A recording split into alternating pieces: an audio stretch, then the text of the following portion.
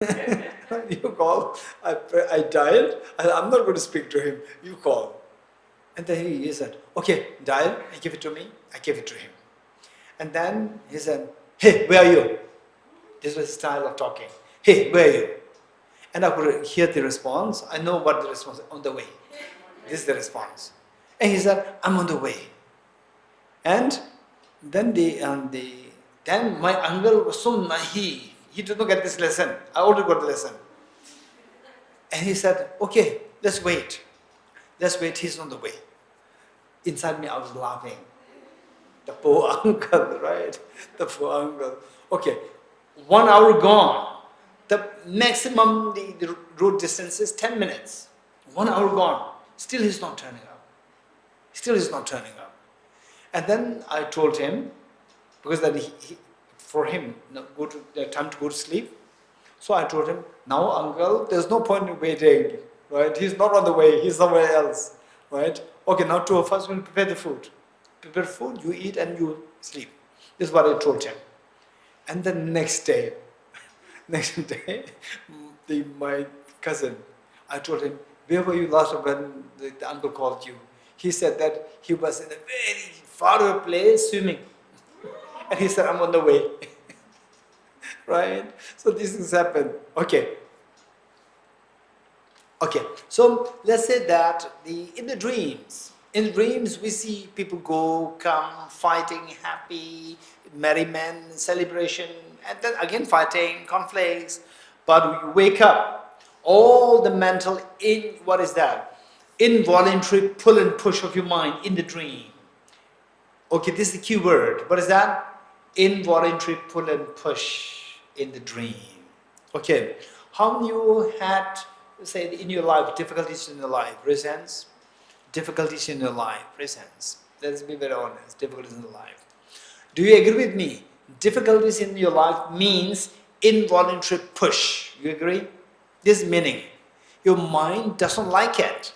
This is known as involuntary push. So, attachment is involuntary pull, and aversion, anger, agitation, anxiety, these are involuntary push. So all the involuntary pull and push happening in the dream will stop. When will it stop?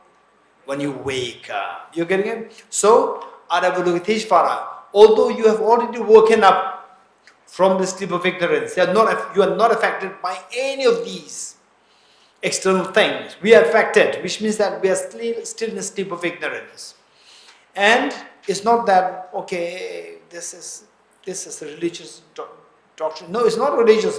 It's a philosophical, it's a philosophy. It's a pure philosophy. For example, like the quantum physicists. If you ask them, you will say that what I'm seeing is not the reality. They will say, I fully agree with you. They will say, what you are seeing is not the reality. It's very different. But the reality is projected by your mind. What you are seeing now as reality is just projected by your mind. Just a dream is projected by your mind. How many agree with me that the dream is projected by your mind? When do you know that your mind projects the dream? When you wake up. You're getting it? So although Aravalokiteshvara, you have woken up, that you know that everything is projected in your mind, therefore you're not affected by anything else.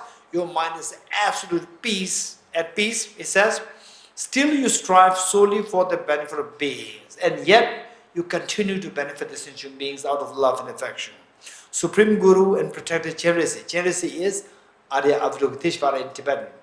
Cherisi is a Tibetan word for the Buddha of compassion. To you, I continually bow with body, speech, and mind. The next, the perfect Buddhas, the source of benefit and happiness. Perfect Buddhas meaning when your seat of perfection, when the treasure within you manifests, you become the perfect Buddha. Buddha means awakened one. The perfect Buddhas, the source of benefit and happiness, arise from practicing the genuine dharma. Genuine dharma of what? Genuine dharma of awakening. Dharma to help you awaken. Okay. Of awakening, which in turn depends on knowing how to practice it. So, in order to practice it, you have to know how to practice it, right? So, in order to drive a car, you have to know how to drive a car. How many don't drive a car? How many you drive a car? How do you know how to drive a car? How do you know how to drive a car? Okay, so I don't know how to drive cars. Still, I don't know. I've been living in Delhi for the last almost 16 years, 15, 16 years. Still, I don't know how to drive a car. But I'm lucky that I don't know how to drive a car. You know why? Huh? In any ways, I have to travel, right? Traffic, whether drive or not drive, traffic is there. Anyone else? Can you guess why I'm lucky that I don't know how to drive? Huh? Do you know why I feel lucky that I don't know how to drive? Anyone? Yes.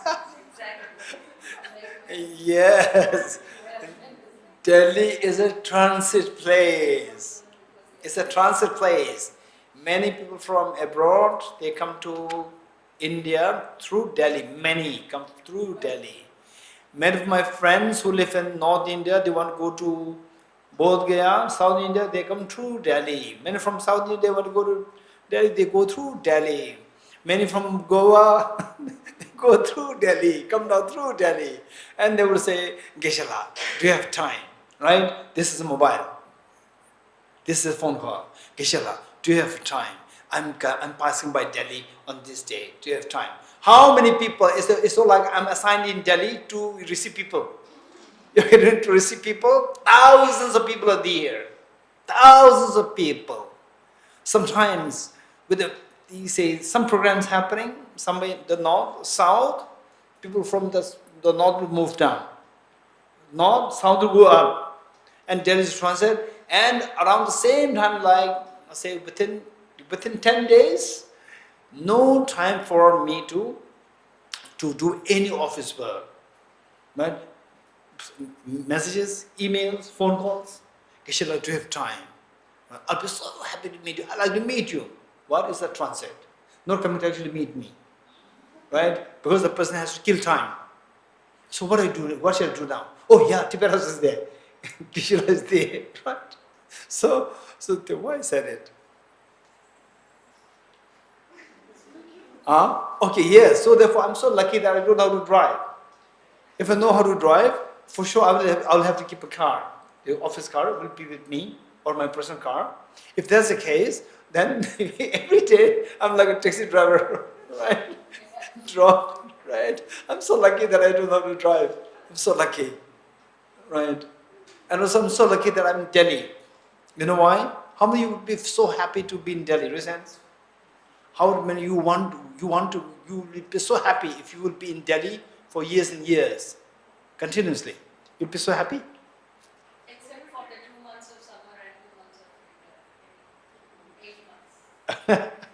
Because of the metro, it's so easy to, travel. Yes. So better than you'll be more happy in Delhi than Goa? No, my daughter was there. This is what I'm saying. How many will be very happy to move to Delhi completely? You don't want? Okay, the elders, you say, no, I agree. Even the younger ones, you are scared.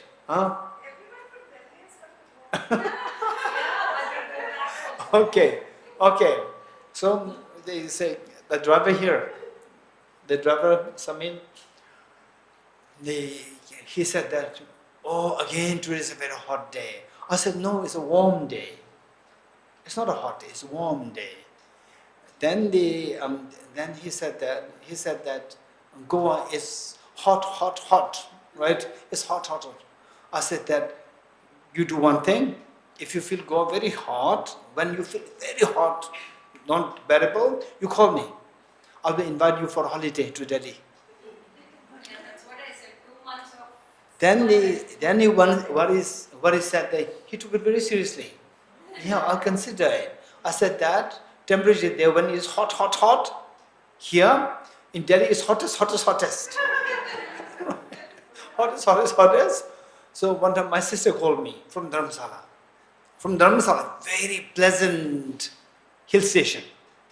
And she said, it's so hot now. I said, don't worry, my sister. If you're feeling very hot, come to Delhi, to my place. I have a place here. She was laughing. So there, 30 degrees, they say hot. Delhi, 46 degrees centigrade. 16 degrees difference, right? 16, sometimes you go into one room, it is like oven. You feel this is really the meaning of the hot hell. If somebody take birth there, it's going to be like this. Suddenly you could feel this, the heat wave, this real heat wave. To, I have seen in Vizag, I have literally with my eyes, I've seen 51 degrees where? in Vizag. Shaka. Oh. Even Vijayawada. Shaka. 51, oh, 51. 51, 51, yes. Yes. Wow. Oh. Okay, so with this, now what we are reading is that, so how it all came is, this discussion is that in order to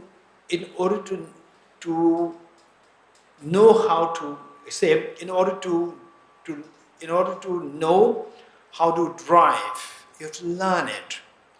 In order to know how to wake up from the sleep of ignorance, so that you will not be affected by external factors, you have to learn how to practice to wake up. Okay, so it says that, page 74, second last line, which in turn depends on knowing how to practice. I will explain the Bodhisattva practices. So, what should you practice in order to follow the journey of the Bodhisattva path? Page 75. Now that you have obtained this precious human body, so this, the human birth that we have obtained, this is so precious. Because that we already have it, we just take for granted. Otherwise, it's extremely precious. And so sometimes, to really appreciate the precious human birth that we obtained, nowadays the facilities are amazing. Just Google search people who are the incapacitated or who are abnormal. Those people, how they are struggling with their life, without limbs, without eyes, how they are struggling. You just watch them, and then you'll feel that the birth that I have, I'm very fortunate. Okay, and the most important thing is that you have the sound thinking. You have the sound thinking. Let us not take this for granted. Sound thinking, ability to know something, we should not take for granted. And they say, as you grow older, that capacity to know things will shrink. Will shrink only if we keep activating your brain. Then your mind will keep expanding, it will not shrink. Otherwise, the brain shrinks. The mind shrinks. So that as you grow older, don't think that your mind, which when you were in younger days, when you can think very freshly, clearly, at the moment, young ones, you will not have this idea what is meant by thinking, able to think clear, precise. This is something, there's no option. You will know this when you become older. This is the only thing. When you grow older, then you will know how the memory loss is happening. Yes, memory loss. Memory loss starts like age 30.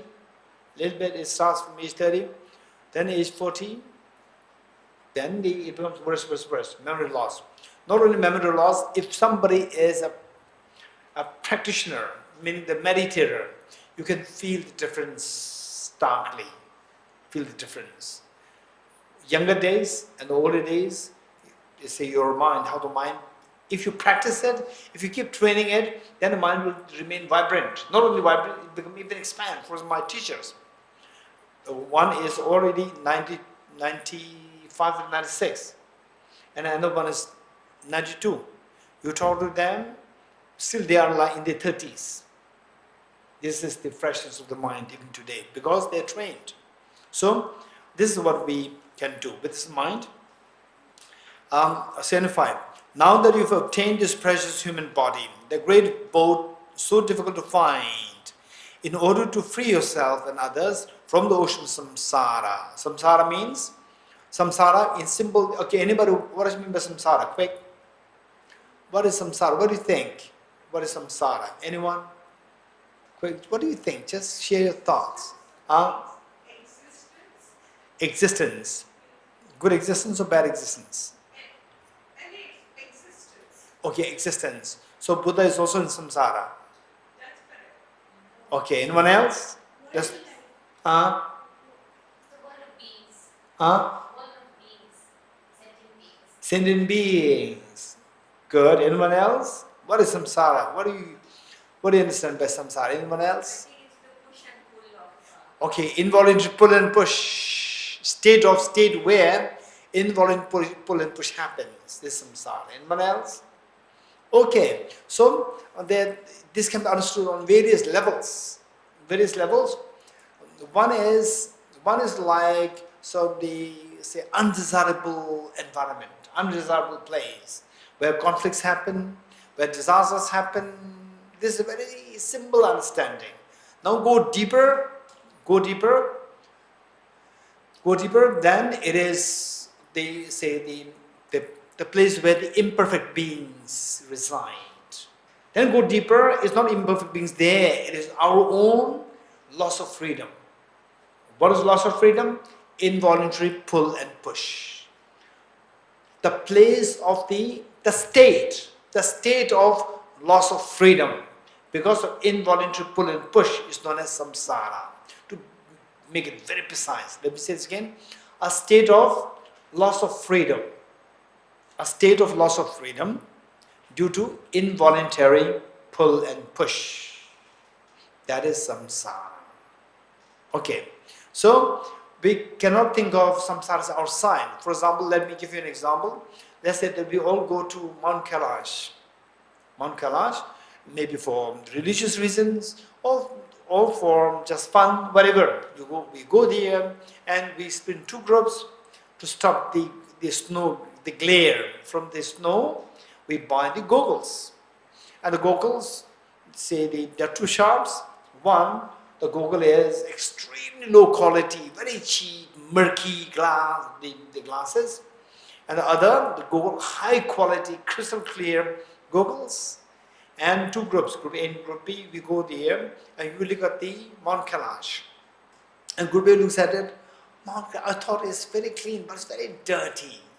Group B looks at it, it's so spick and span clean, so beautiful, so clear, so beautiful. Okay. What group A sees as a dirty Mount Kailash? What group B sees as a very clean Mount Kailash? Is it the same Mount Kailash or two different Mount Kailashes? Same Mount Kailash, very good. Same Mount Kailash, but it is seen in two different ways. Why the same Mount Kailash is described as two different ways? Why? Because of two different eyesights, because of two different perspectives, two different perceptions. You agree? Two different perceptions. When you look at the Mount Kailash through a dirty lens of your goggles, you're bound to see the Mount Kailash as dirty. So the dirty Mount Kailash, as seen through the dirty lenses, that is samsara. Let me say it again. Dirty Mount Kailash, seen through the dirty lens of the goggles, that is samsara. The clean Mount Kailash, seen through the very clean lens of the goggles, is nirvana. Actually, it's the same object. It all depends on how you perceive. So, for example, say when we look at things around, are we looking at through your eye, through your mind? Hey, when you go around the university, right? So, actually, you're interacting with the world. You're interacting with the world through your mind. Yes? Okay. Your mind is like the glasses, goggles. When you interact with the world through the mind, the lens of the mind, which is dirty and defiled, you're bound to see the world as dirty and defiled. You're getting it? And whereas when your mind is so clean and you interact with the world, you're bound to see the world as beautiful. Right? And of course, I know that you will have many questions. Particularly like, what about the nasty things happening outside the world, wars, and so forth. You see them as clean. These all require a very detailed explanation. You're getting it? We cannot deny these realities. At the same time, when we say this, finally, the peace of mind that we are seeking is what you have to achieve. You can achieve that through to cleanse your mind, the lens of the mind, to make it very clean, to see the object very differently. You getting it? Okay, that is so important. Meanwhile, the nuances, looking for the fine-tuning of the understanding, where seeming contradictions have to be resolved through the nuanced understanding. Okay, with this in mind, it says that in order to free yourself and others from the ocean samsara, so this is samsara, so the things that we see things from the dirty lens of mind, we say is imperfect, that is samsara. So, how to get out of samsara? Clean your mind of the mental defilements. Then you see the Mount Kailash is clean. Clean the mind. In order to free yourself and others from the ocean of samsara, so how to clean this mind? First you have to learn how to clean this mind. So, listening, reflecting, and meditating with diligence day and night is the practice of a bodhisattva. So, if you really want to follow the bodhisattva path, what should be, it simply means, it doesn't mean that you follow Buddhist path. It simply means to follow a path to cleanse your mind, to make yourself happier, and a happier person. If you want to follow the path, then in your life, we are advised not to waste our life. Instead, we have to dedicate our time for study, reflection, and meditation. Keep yourself occupied, letting your mind keep growing. For example, like universities. What is university for? University is to keep your mind growing in your knowledge. Dr. Savitri, you agree? University for that purpose. Keep the student's mind to keep growing. So likewise, we have to keep your mind growing. Although you're aging, but your mind should be occupied. Keep your mind occupied to keep growing in study, reflection, meditation. Okay. And do you know difference? What is the what difference do you think there is between these three? What are the three? Study, reflection, and meditation. So tell me, this is not just three different words that are used. There's a reason there. So what difference do you see among these three? Anyone? Okay, Divika. When I think about that, I feel like study is to receive information. Reflect is to think about it. Is it true for you? Think of examples.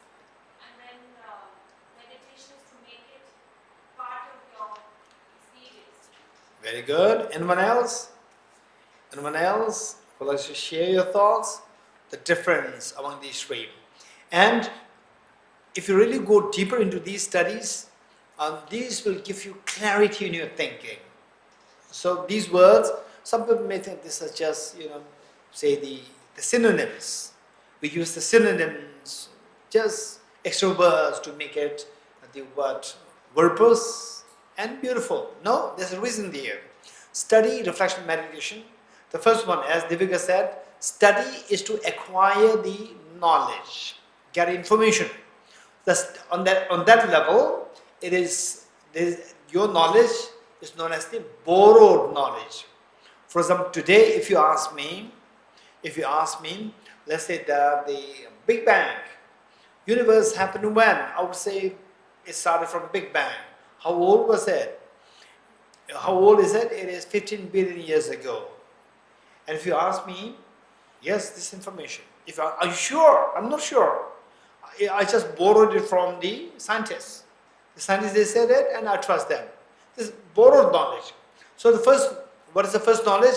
Knowledge of listening. Listening or study, this is the borrowed knowledge. Borrowed knowledge. You are not convinced, but you just learn it from somebody else. Borrowed knowledge, number one. So with the borrowed knowledge, the good thing is that they don't feel complacent that, okay, I got it. You have to subject what you've learned to analysis. You have to analyze it to see if it makes sense. So this is what the Buddha taught when I was in England, 2003. Afshan, you were born, not born? Huh? Not born? I was born. Are you sure? Okay. Okay, Parish, born, not born? 2003, not born. Born. Okay, crawling. Okay, 2003 when I was in Cambridge. I used to meet a lot of the professors, physicists. And there was one physicist, extremely brilliant, very complicated to talk to. And you cannot talk to him for like 2-3 sentences. After 3 sentences, you will stop talking to him. Why? You talk to him and he'll say that, he'll just listen to your first 2 sentences. He'll say that there's a contradiction in what you say. And then you cannot talk. You're getting it? You're scared that again he will say that you have contradiction inside. So why are you talking? You know what he's saying is that what are you talking is nonsense. So you don't like to talk to him. So this was this brilliant physicist. And he's also little, I would say, what is the English word?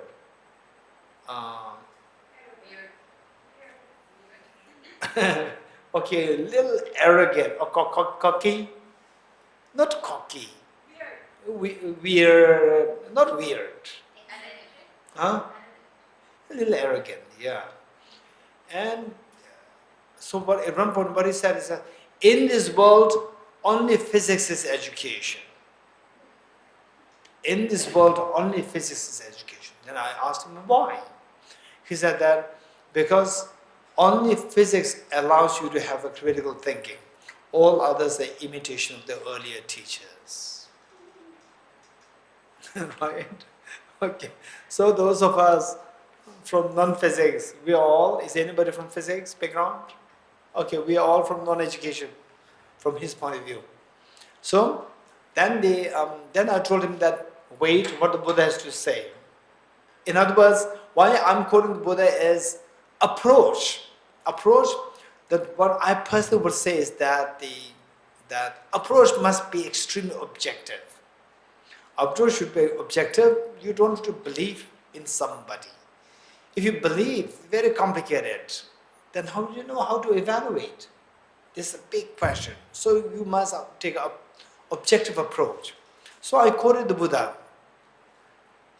Just the bhikshus and the wise people, just as the goldsmith tests the purity of the gold by cutting, burning, and rubbing the gold, you should also examine my words and put them to practice, not simply because you respect me. And he remained silent for a few seconds, and he said, "Oh, the Buddha must have been a great physicist." So, but this approach is so important. We must take a very objective approach. So, with this mind, with the study, you just acquire the knowledge. This is borrowed knowledge, not your knowledge. Now, how to make it your knowledge? How to make it your knowledge? How do you do that? How to make it your knowledge? Subject them to analysis and subject them to scrutiny. Then see if it makes sense. The moment it makes sense to you, wow, that's very true. At that point, it becomes your knowledge. That is when you upgrade yourself from the level of the learning to the reflection. Through reflection, you get conviction. In other words, the first conviction that you get, this is a reflection, result of the reflection. Then, even with the conviction, okay, this exercise we did the last time. Even with how many you have the conviction in the mathematical calculation? Plus minus, don't worry, don't be too scared. Plus minus numbers less than 5. How many conviction in your calculation? If this conviction. Okay. So now let's do it. Let's do it to see what is your level of conviction. Ready? Give an answer. Only when I ask you, give that. Till that, do everything mental, no verbal. Ready? Okay. 2 plus 3 plus 1 plus 2, plus 1, minus 1, plus 1. What's the answer? Amazing. Okay, good. Let's do it again. Same rule. You tell me only when I say what's the answer. Till that point, do it all mentally, no verbal. 2 plus 3 minus 1 plus 2 minus 1 plus 2 plus 3 minus 1 plus 2 plus 1. What's the answer? No answer. Why not? Because I said it too fast. Right? And is it true that your mind works so slow? Is it true? I said it fast and your mind works slow. Right? Your mind also works slow. It's two ways. Those two reasons. So now, although you're convinced, if I ask you to do it slowly, I'll give you time, then you can give the correct answer. But when I say it fast, your mind cannot move as fast. So now, the purpose of this knowledge is to combat our fear, combat our anger, combat our jealousy and so forth. This is the reason. And what about how fast is the anger? Extremely fast. And what's the intensity? Speed of light, high quality. Right? High quality, speed of light, so fast. This is the negative emotions. Now the positive emotions, we have to also, if the positive emotions are to fight the negative emotions, positive emotions also should be of the speed of light, of great intensity. So for that, what's the positive? Even the plus and minus, numbers less than 5, even that your mind works so slow. It's not that fast. No intensity. You're getting it? So we have to make it intense and fast. So that is known as, that happens through what? Through practice, through constant practice. So this is known as the constant practice of the virtues is known as meditation. Constant practice of the virtues known as meditation. So the third one is study, reflect and meditate. Meditate doesn't mean just sit quiet. This is not the connotation. To practice what the conviction that you gained, you practice it over and over again. That is the meditation. So these have very specific meanings. These are not just very vague synonyms. These are three different things. Good? Okay, to continue. Page number 75. Now that you have obtained this precious human body, the great boat so difficult to find, in order to free yourself and others from the ocean of samsara, listening, reflecting, and meditating with diligence day and night, in what? In ways to wake up from the sleep of ignorance. In the wisdom to wake up from the sleep of ignorance, that is the practice of bodhisattva. In other words, whether you are young, old, male, female, it doesn't matter. If you really want to seek a greater purpose of life, to make sure that you become happier as in age, then this is the only thing that can help us. Study, reflect, and meditate on a meaningful points. Next, passion towards now how a mind behaves. Okay, now this is explaining how the mind behaves. Right? So what is encouraged is study, reflect, and meditate. For what? To combat our bad behaviors, bad habitual tendencies. What kind of bad habitual tendencies? Attachment, anger, jealousy, fear, and so forth. These mental habits, bad habits. So this is being explained here. Number one, passion. Passion is the attachment. Attachment towards friends churns like water. How the water moves, right? Your passion moves in that, the force. Hatred towards enemies burns like fire. True? So beautifully described. Hatred, your anger towards your enemies burns like fire. Through the darkness of ignorance, one forgets what to adopt and what to reject. In short, all our, say, the mental agitations, mental demerits, mental defilements. We talk about the gold mixed with the mud. What is this mud? In simple terms, this mud is our the habitual bad habitual tendencies. These bad habitual tendencies can be grouped into three categories. First two, resultant states and the causal states. Resultant state, for example, okay, how many of you would agree with me that younger ones, maybe in the age 20s, 30s, particularly in the 20s, they have so much dream to start, to what? To go for startups, right? To go for start, I'll do this, then I'll in 2 years, then I'll become a millionaire, then in 10 years I'll become a billionaire, right? They dream big. Okay, so they have all these plans. They have all these plans. And and then finally of 1,000 startups, how many succeed? 1, 2 succeed. The rest will just shut down. Why? Because they don't know how to really make it. They dream, but they don't know how to make the dream come true. So what is that? This is ignorance. This is ignorance. Okay, tell me. Say, one very pleasant dream and an unpleasant dream. Very scary dream, which is nightmare. And the other one is very pleasant dream. The two dreams. There are many things in common. So what are the things that are common between the two dreams? Pleasant dream and unpleasant dream. Anyone? What are common in Devika? Both are not real. Anything else? There are many commonalities. Anyone? Anyone? You can dream anything which may not be real. Anything else? Many things are common. When you wake up, it stops. This is also very good. Yeah, thank you. Anyone else? There are many other commonalities. Impossible things are possible. Impossible things become possible. Yes, this is one way how I evaluate whether I'm dreaming or not. This is how I used to do when I was in my late 20s. Because at one point I was in a state where, how can I know that what is happening now is not a dream? How can I know that? And I did not get any clear answer from anyone, even today. You're getting it? But today I'm not disturbed. In those days I was fully disturbed. So I wanted to check whether what is happening now is dream or not. One way is by seeing if there's something which is, say, the cause effect, what is that?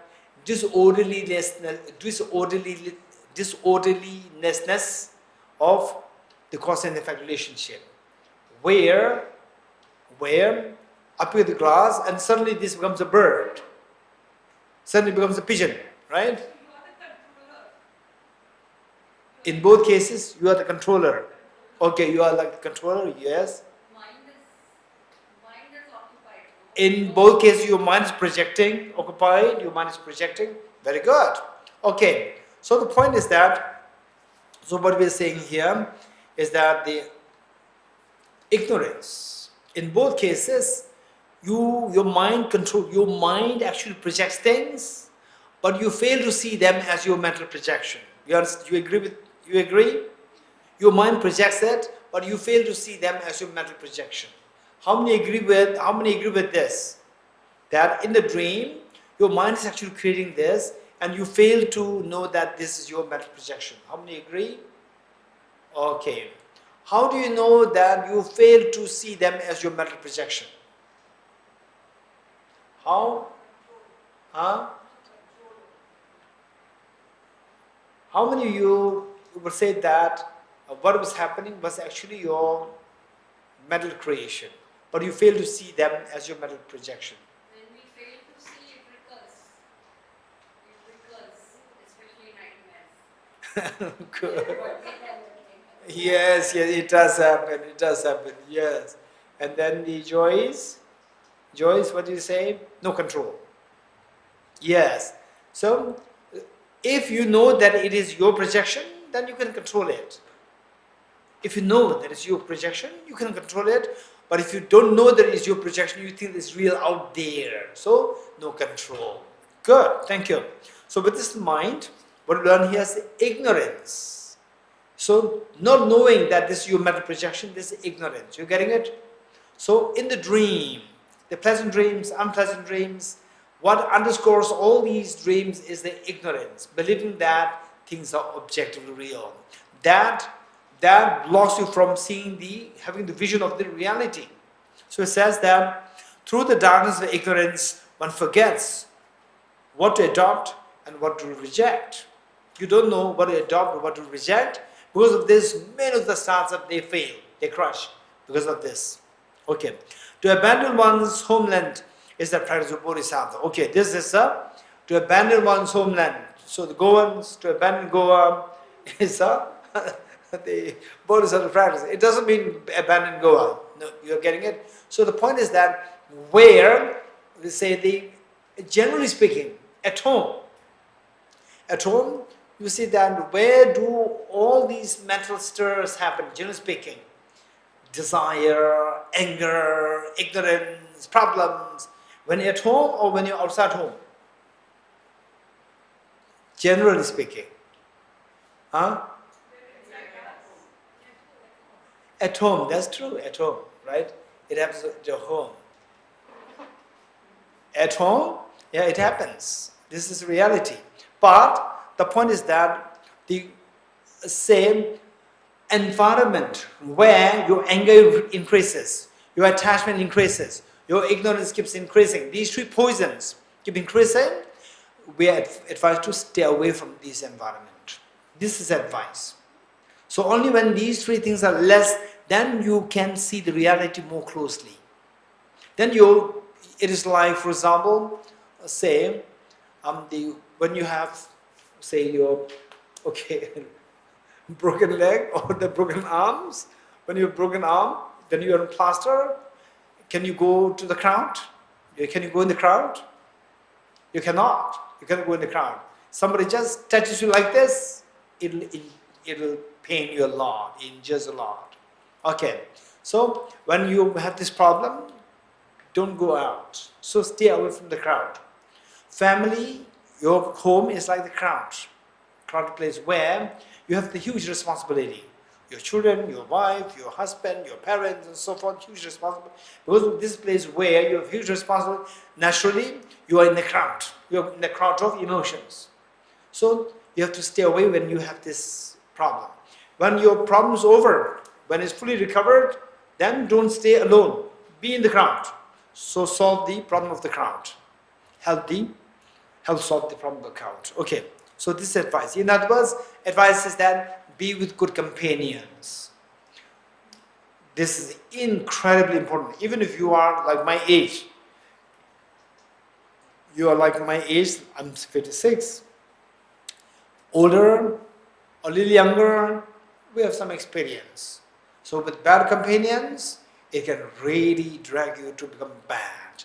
With good companions, you can really flourish. So the advice is, be in good companion, be in good environment. This is the message. Okay, next. Giving up inhospitable places. Okay, now more detail. Say, what does it mean by bad companions, good companions, bad environment, and good environment? What does it mean by that?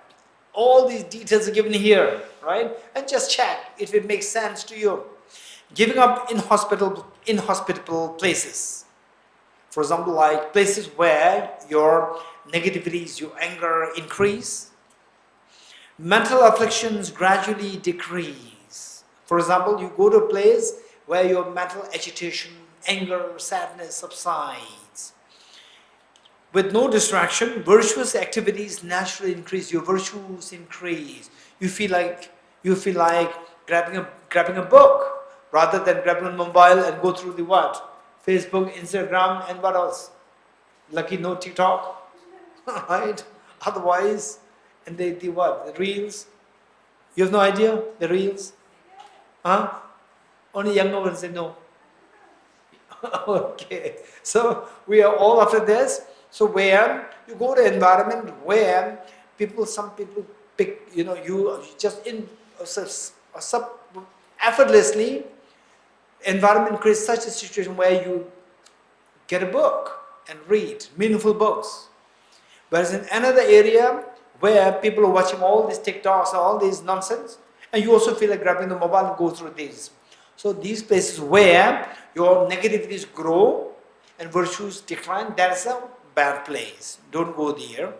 when your virtues grow and negativity is automatically subsides, go to these places and be friend with those people who help you in growing your virtues. And I'm glad that the Devika, Elroy, and the group, the Joyce, and Afshan,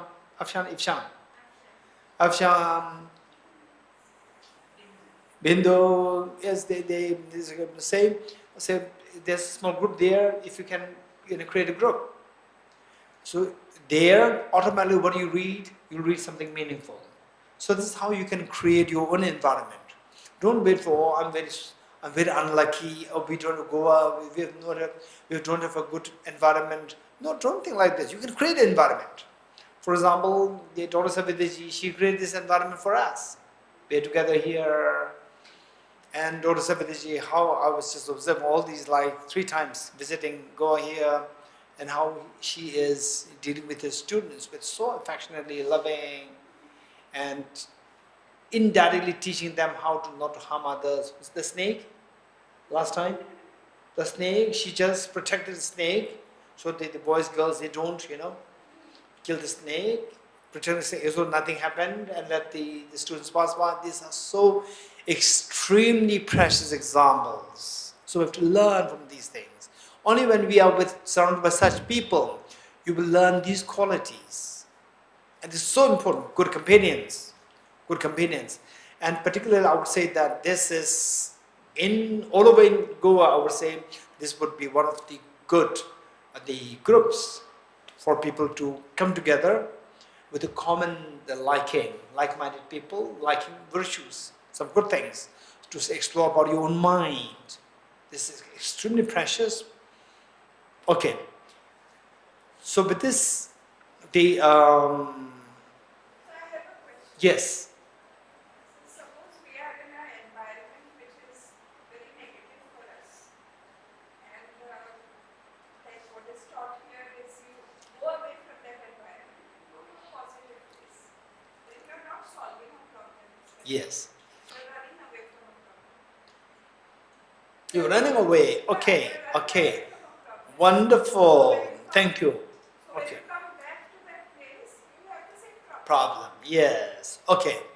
So this is an extremely good question.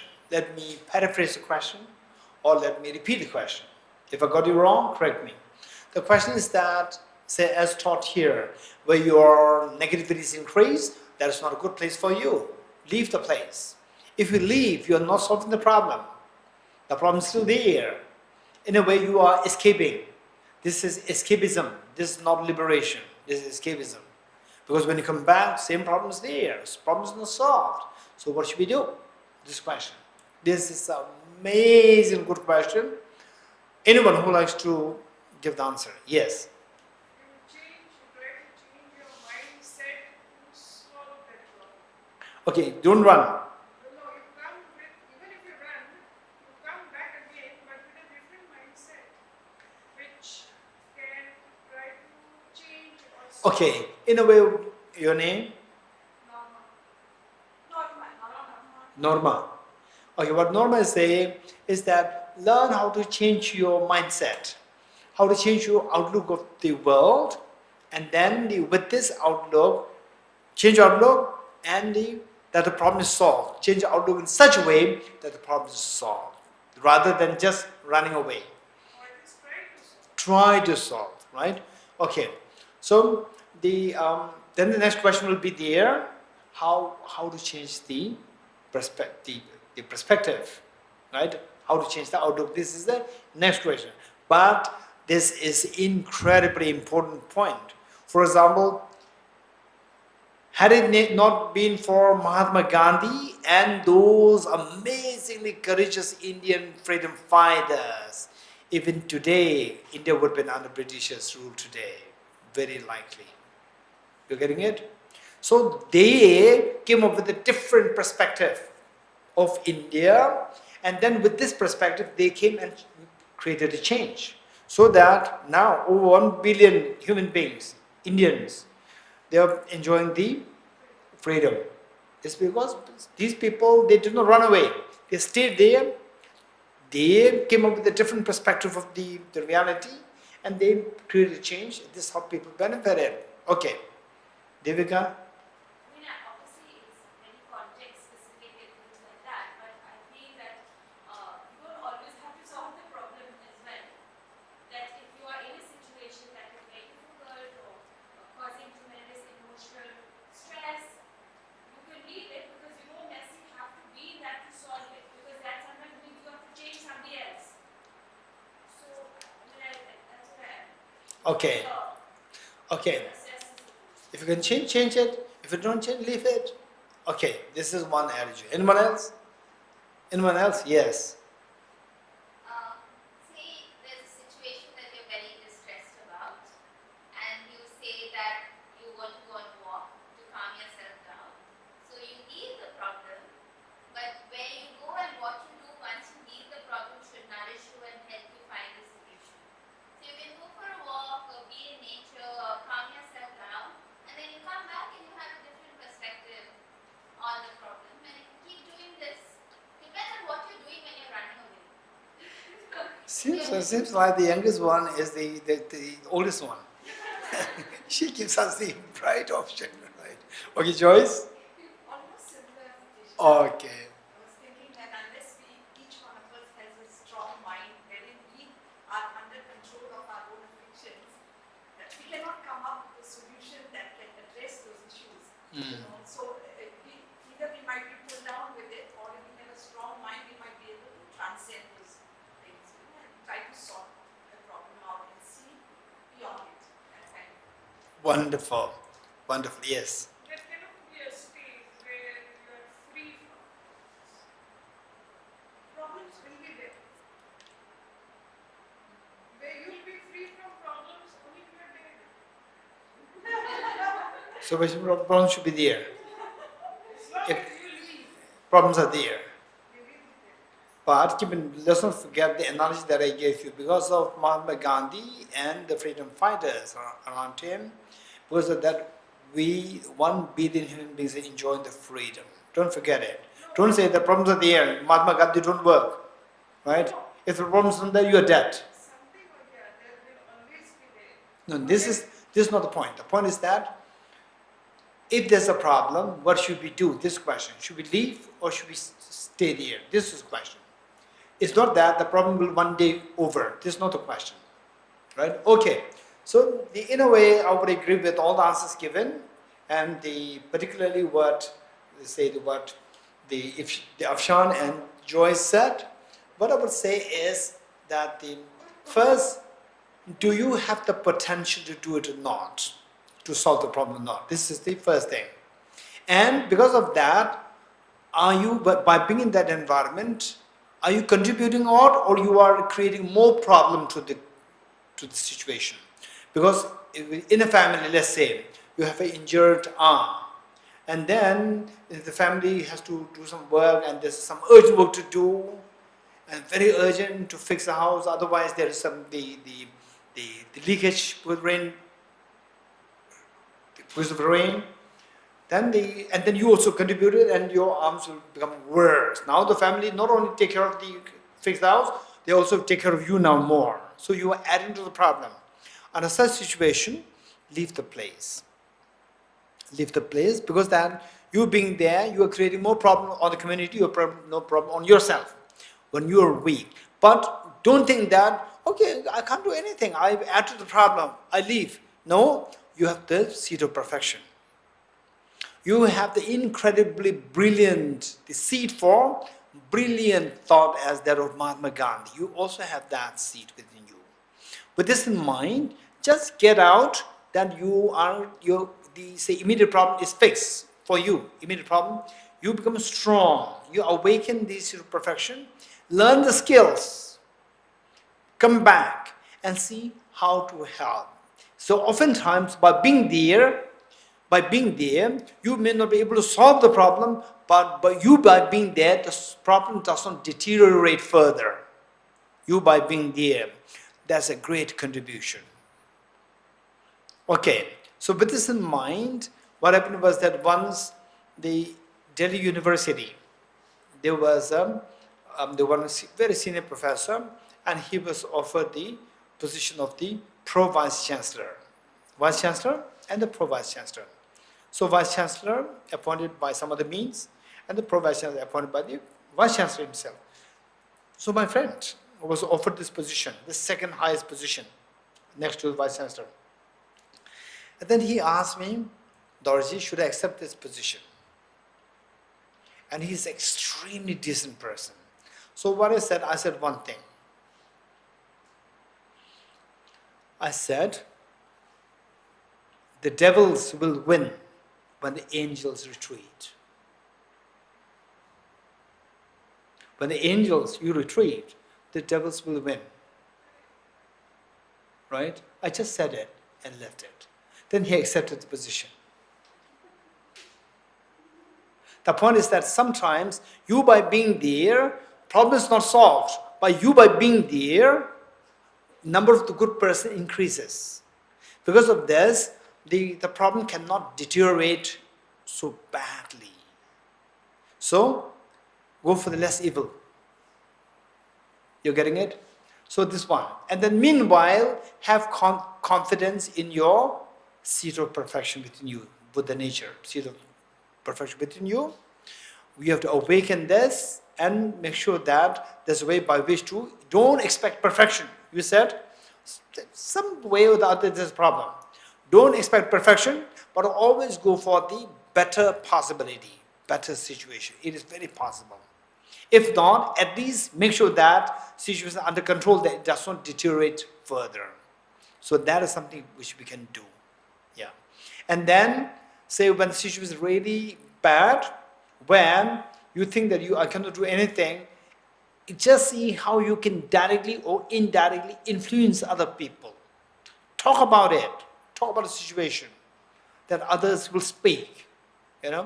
So this is how we can stop the deterioration of the situation. This is so important. Otherwise, the devils will win when the angels retreat. Okay. Krishna, is it like this? It's the mind that will make you, or it's the mind which will take you? Exactly. The mind, so what you said is what the Buddha taught. You are the master of yourself. Okay, what is that? Oh, you are the master of yourself. You are the destroyer of yourself also. The one who tames one's mind is wise and will be liberated. You are the master of yourself as well as you are the destroyer of yourself. So your mind either makes you or will destroy you. Yeah. Huh? Make or M-A? Oh, mar. Okay, yes. Make or mar. Yes. Good. Okay. Any questions? I know that there are many questions coming up. Yes. I had read, if you allow me to say one.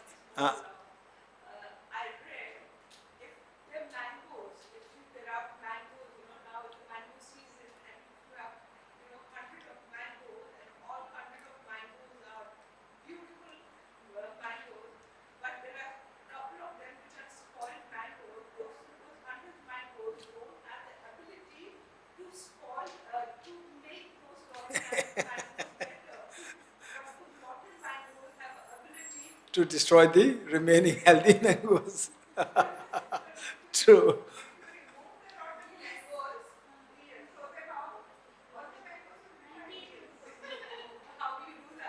Okay, so basically, even these rotten mangoes,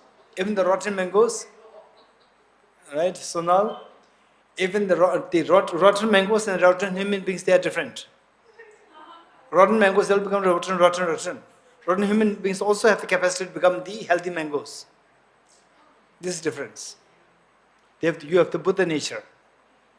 Everybody has a seed of perfection. Everybody has that seed of perfection. Yes. Okay. So we will read 1 or 2 verses and then we'll stop here.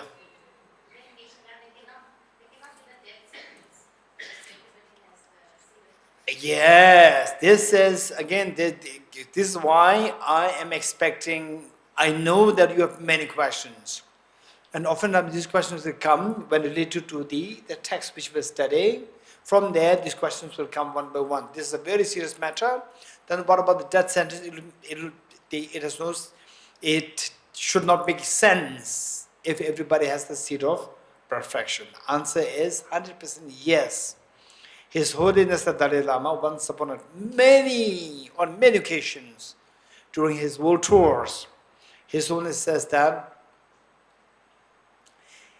if UNO declares the abolition of the capital punishment, I will be the first signatory of the document. This is what His Holiness said. Because he could see this seed of perfection within everyone. It's just because we are all conditioned by the factors, by the environment. So those people who are seen as, who are given the death penalty, these people, if you expose them to good environment, good conditions, they'll also become amazing persons. That is reality. Yeah. Yes. So you say often that you admire Lee Kuan Yew. Yes. He favors capital punishment. I understand that. So no, the point is that when I say I admire Lee Kuan Yew, doesn't mean that I see him as a Buddha. I don't see him as a Buddha. I disagree with him on many points. But few points which even, the moment I heard these, the good points, which be very objective. Simply because you disagree with one person, with some points with one person, doesn't mean that the person is completely wrong. So you should be able to identify what is strength, what is demerits. Demerits, just condemn. I don't agree with him. His capital punishment, I don't agree with him. So what he said was that at the airport, you go there the first time, you land there, you enter the baggage claim, it says, drug equals death penalty. This is what you see in the board, huge board. Because drugs usually come through the aeroplane.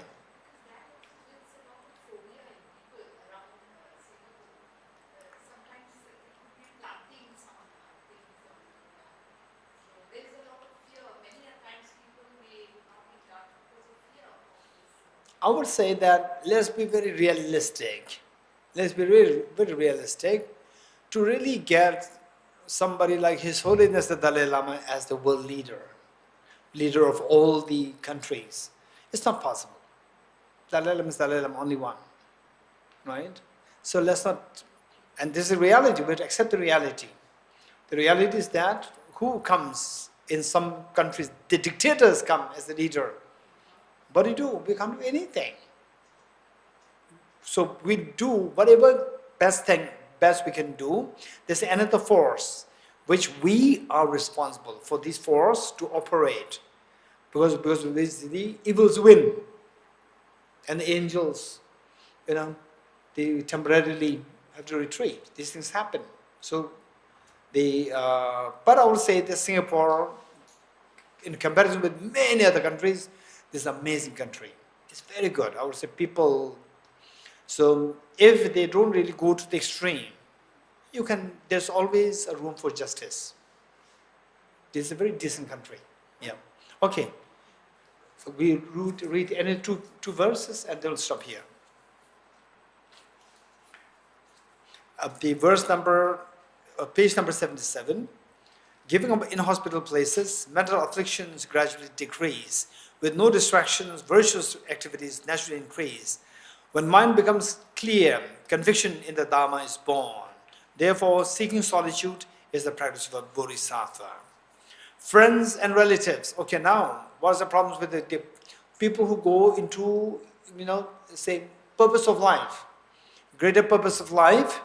Oftentimes, the one problem that they face is that they school time friends, the college time friends. These friends, they tend to see you as a very boring person. Usually they go for parties. Right? Okay, our classmates, let's go for a party. You're not interested. And then they gossip. You're not interested. And they see you as very odd. But actually, they are actually odd. You're getting it? If this is what happens to you, that people from school time, college time, friends, when they start to see you as odd, which means that they are still immature.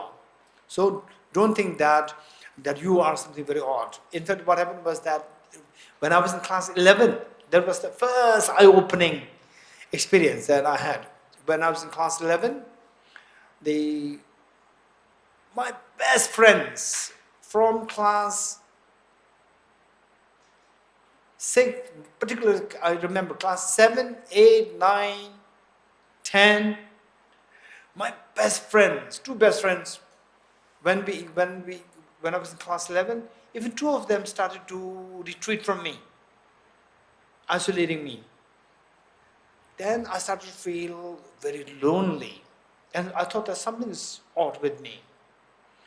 And I went to my teacher, and teacher, luckily that teacher is a brilliant philosopher, psychologist, and a great master. And he said, that was when I was doing physics, mathematics, chemistry. I dropped class 11, I took biology.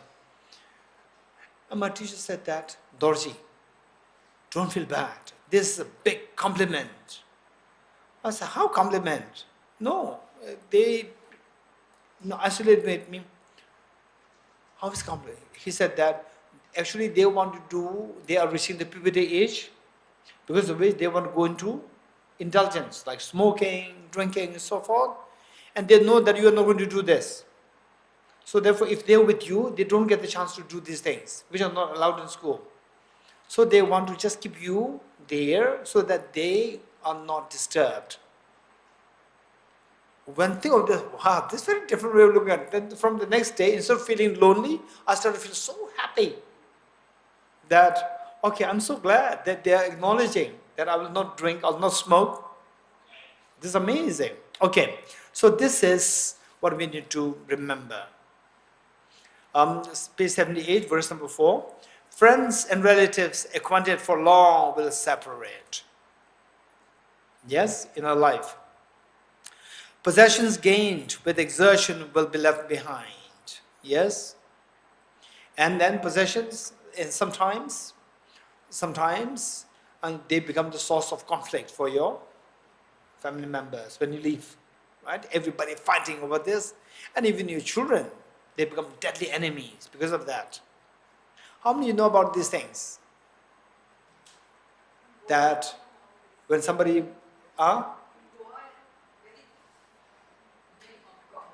very common. Oh, that's true. I know of many of such things. Consciousness, the guest will leave the guest house of the body, will leave this body. To let go of this life is the practice of Bodhisattva. To let go of this life doesn't mean that, okay, now leave your house. This is not a connotation. Let go of obsession to this life. Let go of the obsession to this life. When you actually have to leave this, you will not be stressed. You will not have anxiety. You will not have the pain to leave these things. Because then you know that I have to leave this eventually. So obsession to these worldly concerns, stay away from now, to prepare ourselves so that your mind will be freed to do something more meaningful. Okay, the next. When friendship with someone causes the 3 poisons to increase, degrades your activities of listening, reflecting, and meditating, and destroys loving kindness and compassion. And to give up such a friendship is a practice of a bodhisattva. Very clear. Next. When in reliance on someone, your negativity is diminished by being friend with someone, or by going into a community, your negativity is diminished. And your positive qualities are like a waxing moon. Your positive qualities keep growing. To cherish such a spiritual friend more than your own body is the practice of bodhisattva. Okay, now they say your reliance on for example, say people who are seen as gurus or people who are seen as with numerous followers, you by following them, following those, if your good qualities diminish, that is not the guru for you. Even if there are thousands of people following that person, it doesn't mean that it's fit for you. So instead, you have to go for somebody who can help you to make your life really meaningful, to make your life, as you grow older, you become happier, happier, and happier. You become more and more realistic person. Somebody who has actually been through this path, and have actually attained that goal. Themselves captives in the prison of samsara. Whom can the worldly gods protect? Therefore, to seek refuge in the three jewels, somebody who has perfected, who has awakened the Buddha nature, and the guidance, the teachings on the Buddha nature, and somebody who really practice this, who do not betray you, is the practice of a bodhisattva. The suffering of the lower realms, so difficult to bear. Yes. The three jewels is what? Three jewels, as I said earlier, are like the doctor, the fully awakened person who has manifested Buddha nature fully. That's Buddha. Or the awakened one. Anybody can become awakened. When you become awakened, you become the Buddha. Then the teaching that you give, how to awaken from the sleep of ignorance. Then the people who practice that. So these three are the Buddha, Dharma, and Sangha. Three jewels. Yeah. Okay. The suffering, verse number 8, the suffering of the lower realms is so difficult to bear, is what the Buddha taught to be the fruit of negative actions. So the negative thought, negative things that we engage in, will only give rise to miseries, the pains. Therefore, even in the course of your life, never to commit negativities, negative actions, is the practice of Bodhisattva. Negative actions, 10 non-virtuous actions. So, in fact, I would say that anybody from any religion, even non-believers, decent people, they will stay away from the 10 non-virtuous actions. Even the decent people, even non-believers, atheists, they'll follow these 10. If you follow these 10, invariably you will be freed from the painful experience results. Say, I would say, what are 10 non-virtuous actions? 3 physical, 4 verbal, 3 mental. 3 physical: killing, stealing, sexual misconduct. Killing including killing insects and so forth. And for example, like non-vegetarian, right? Non-vegetarian. And I personally, to be very honest, I personally don't advocate very strongly or don't aggressively advocate vegetarianism. I'm vegetarian, and I admire people who gradually move towards vegetarianism. I admire them. And even if you cannot be fully vegetarian, some people, they come to me and say that, openly tell me that you talk about vegetarianism, but I'm still non-veg, but at least I stopped buying meat from the shop. Only when I go into restaurants I eat, otherwise I don't buy anything to cook at home. This amazing step. The person has taken a step. It's amazing. And some people, they say, otherwise I take meat every day. Now I take once in a week. Again, taking a step. For me, very honestly, I don't very strongly, this is the word, aggressively promote vegetarianism, because I don't believe in people to change overnight. The change should happen gradually. Overnight change, if you expect it, it will break the people rather than fix the people. It can be more harm than benefit. So, in whatever way step one can take, just take that step, and then that's good enough. For me, I'm very happy. And some people, they come, they say, no, sorry, I can't do anything. But I really admire those people who turn to vegetarianism. Even this is amazing. You have admiration in other people. Even that, I like it. So this is my approach. Okay. So therefore, okay, stealing, killing, and sexual misconduct. Three bodily things, yes. Even in the world, in the decent countries, these are not allowed. Killing,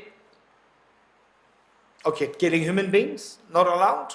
Animals, in some places, yes. But then, for example, Tibet, before Tibet was invaded by the Chinese, Tibet, in many places, you are not allowed to engage in any killing, including your own animals. You are not allowed to kill. If the local government knows that you have killed your own animal, cow, whatever, sheep or whatever, you'll be put a penalty. Because it's the rule, the law that forbids you from killing on the basis of these teachings. It's amazing. So, and then no sexual misconduct. Sexual misconduct is a major problem in the world. Major problem. 3, physical, and 4, verbal. Telling lies, slandering, harsh words, idle gossip, slandering, creating the divisive words, harsh words, then idle gossip, and then lying, telling lies. So again, in a very decent communities, these are not really admired. Then finally, 3, mental, covetousness, ill will, and the wrong view. Covetousness meaning that is the longing for the possession of somebody else. This is a major problem. This is an extreme version of the attachment. Longing for things which are already possessed by somebody else. Because which nowadays, everywhere in the communities, all the cheating, all these things happen because of that. Because of that. It's a covetousness. So, then the malice or the ill will, the desire to destroy the other side, is an extreme form of anger. Desire to destroy others. Then finally, wrong view, disbelieving in the efficacy of cause and effect relationship. Do bad things, painful experiences will happen. Do good things, happiness will follow. You don't believe in this cause and effect relationship, then you tend to one tends to engage in all the undesirable, unwholesome activities. Okay, these are the 10 non-virtues. Okay, we'll stop here.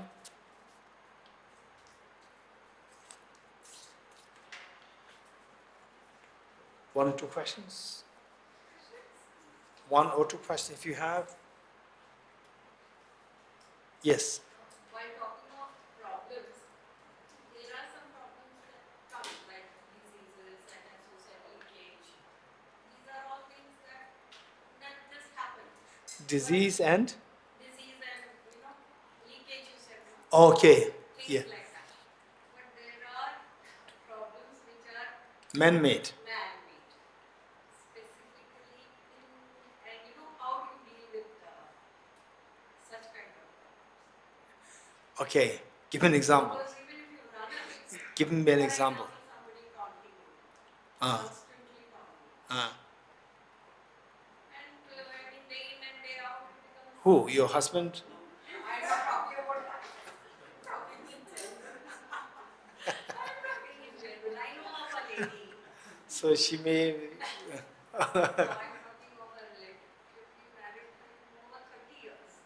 So, whenever the husband is at home, Unhappiness.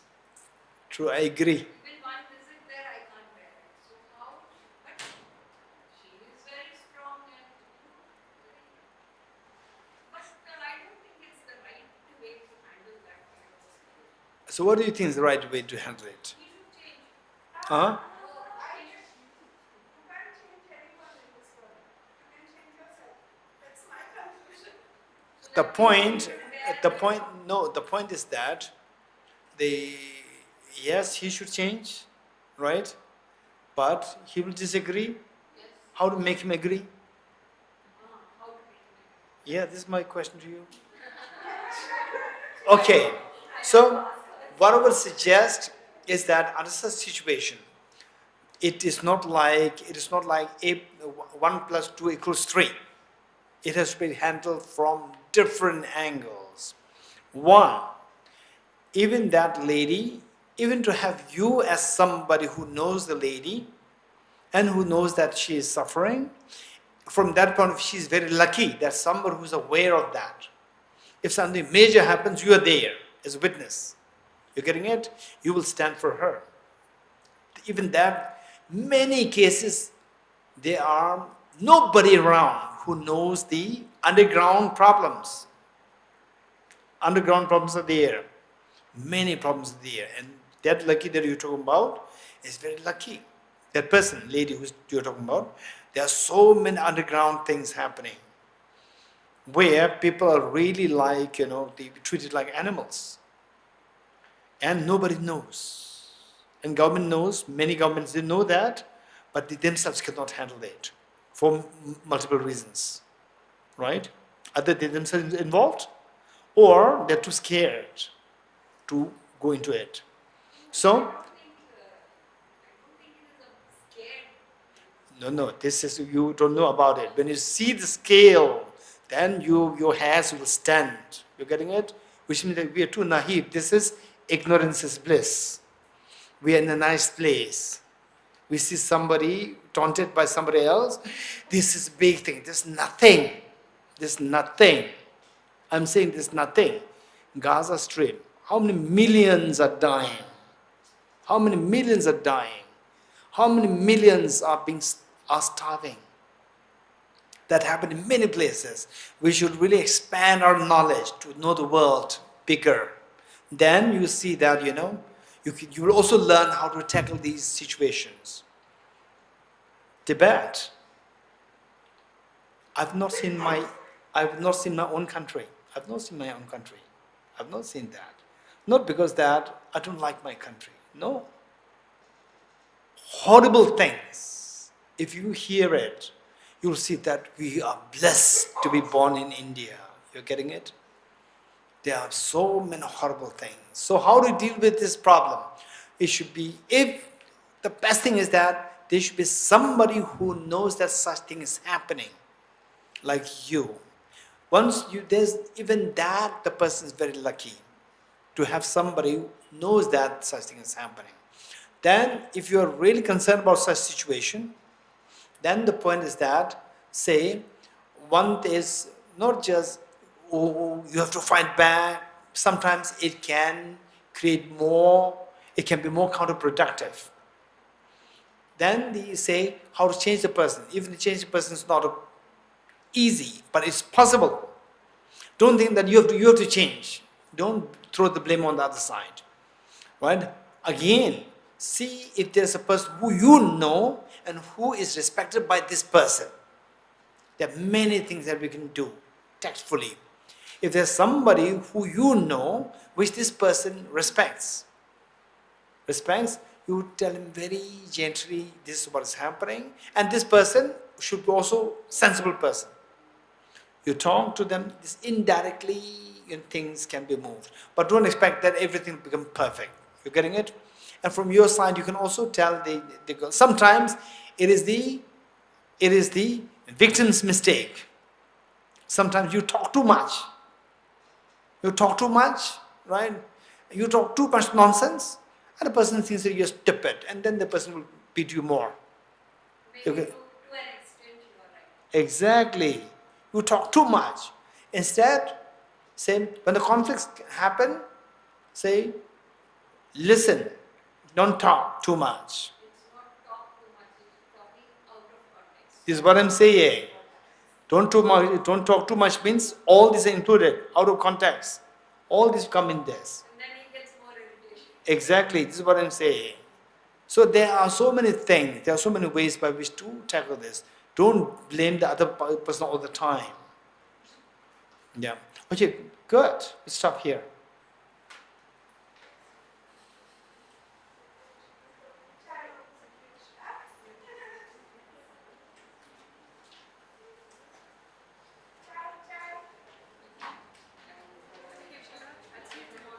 So now I'll see you tomorrow.